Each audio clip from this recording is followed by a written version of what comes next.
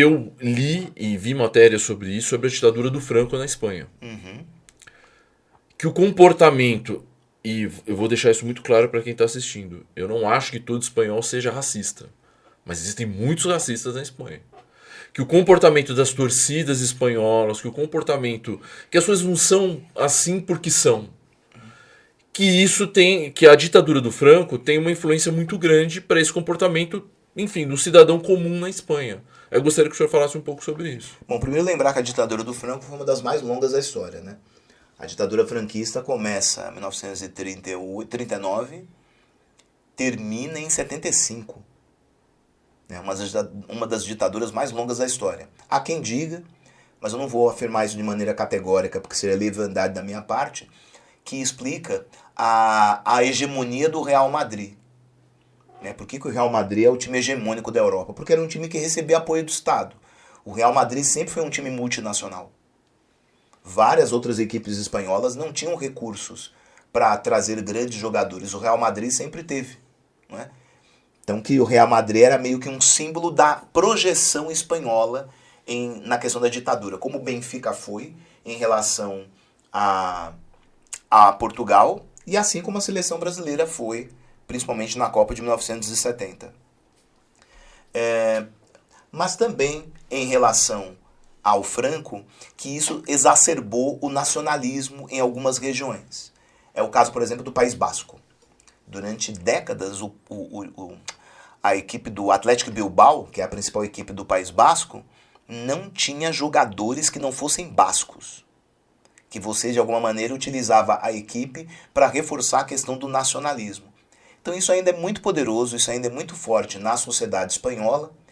E assim como no Brasil, a sociedade espanhola não trabalhou muito bem a questão da transição da ditadura para a democracia. O que eu chamo de não trabalhou muito bem?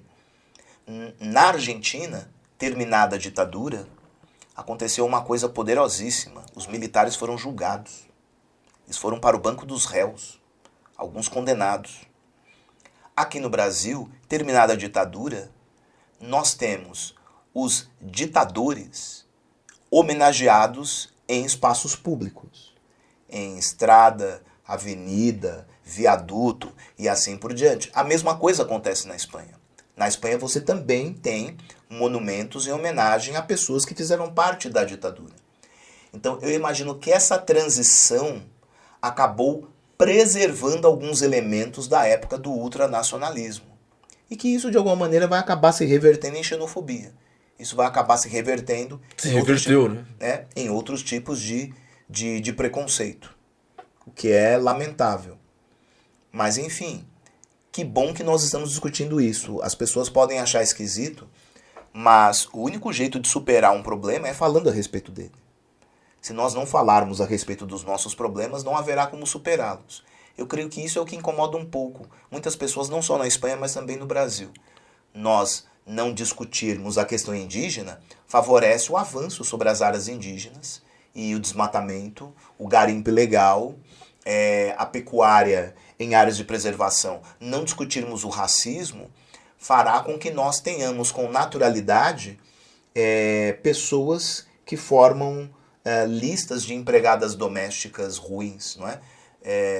Aquela coisa de não contrate tal empregada porque ela pede muita coisa. Veja só, a pessoa está reivindicando seus direitos legais de trabalho e isso é visto como depreciativo para o trabalho dela. Ela trabalha bem, mas ela pede muito direito, então é melhor não contratá-la.